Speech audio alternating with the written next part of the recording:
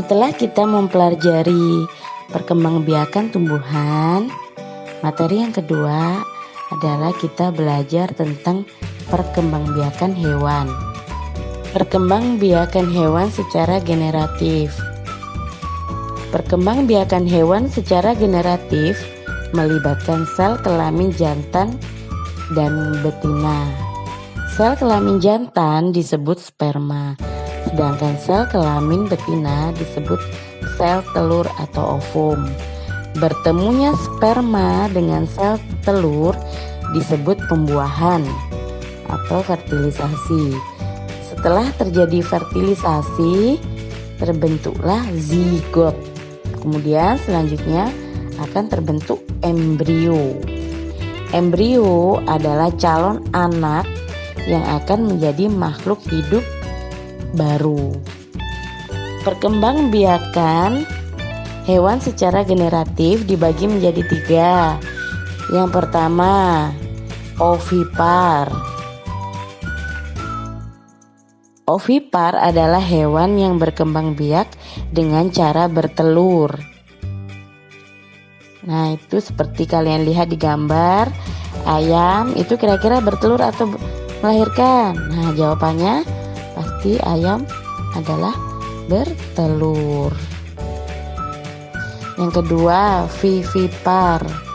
Vivipar adalah hewan yang berkembang biak dengan cara melahirkan atau beranak. Nah, itu bisa dilihat gambarnya. Ada kucing. Kucing itu melahirkan ya, bukan bertelur ya, anak-anak. Yang ketiga adalah dengan cara ovovivipar. Ovovivipar itu adalah hewan yang berkembang biak dengan cara bertelur dan beranak. Contohnya seperti ikan hiu, ikan pari. Selanjutnya, sekarang kita belajar perkembangbiakan hewan secara vegetatif. Perkembangbiakan vegetatif bisa disebut juga perkembangbiakan aseksual atau terjadi tanpa perkawinan. Perkembangbiakan vegetatif terjadi pada hewan tingkat rendah, yaitu hewan yang tidak memiliki struktur tubuh sempurna dan tidak memiliki tulang belakang.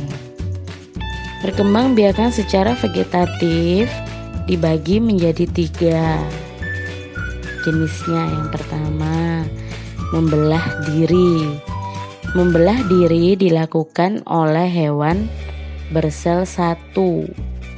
Ketika membelah diri, inti selnya membelah menjadi 2, diikuti dengan pembelahan cairan dan dinding sel, hingga menjadi 2 individu baru.